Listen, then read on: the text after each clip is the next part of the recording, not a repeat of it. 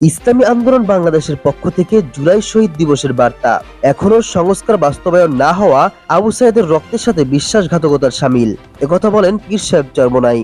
ইসলামী আন্দোলন বাংলাদেশের আমির মুফতি সৈয়দ মোহাম্মদ রেজাউল করিম পীর সাহেব চরমোনাই আজ 16 জুলাই শহীদ আবু সাইদের শাহাদাত বার্ষিক কেন্দ্রিক প্রবর্তিত জুলাই শহীদ দিবসের বিশেষ বার্তায় বলেছেন, 24 জুলাইয়ের এই দিনে পুলিশের বুলেটের সামনে আবু সাইদ যখন বুক পেতে দিয়েছিল, তখন তিনি বৈষম্য, স্বৈরতন্ত্র ও ফেসিবাদের বিরুদ্ধে দাঁড়িয়েছিলেন।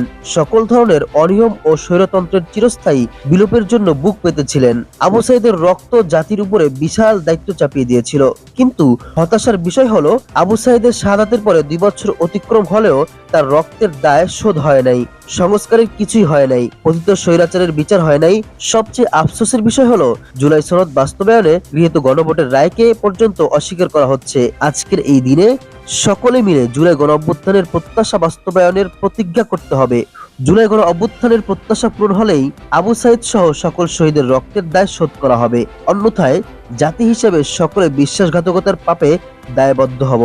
ইসলামী আন্দোলন বাংলাদেশের আমির শহীদ আবু সাইদ সহ জুলাইয়ের সকল শহীদের মাগফিরাত কামনা করেন এবং জান্নাতের উচ্চ মাকাম কামনা করেন। তিনি শোকাহত সকল শহীদ পরিবারের প্রতিও গভীর সমবেদনা জ্ঞাপন করেন।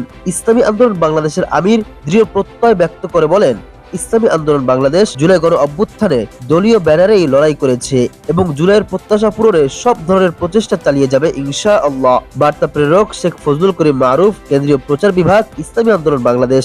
প্রিয় বন্ধুরা, আজকের আপডেট এইটুকুই ছিল। যদি ভিডিওটি ভালো লেগে থাকে অবশ্যই লাইক, কমেন্ট এবং প্রিয় বন্ধুর কাছে শেয়ার করতে ভুলবেন না। অবশ্যই আমাদের সাথেই থাকবেন।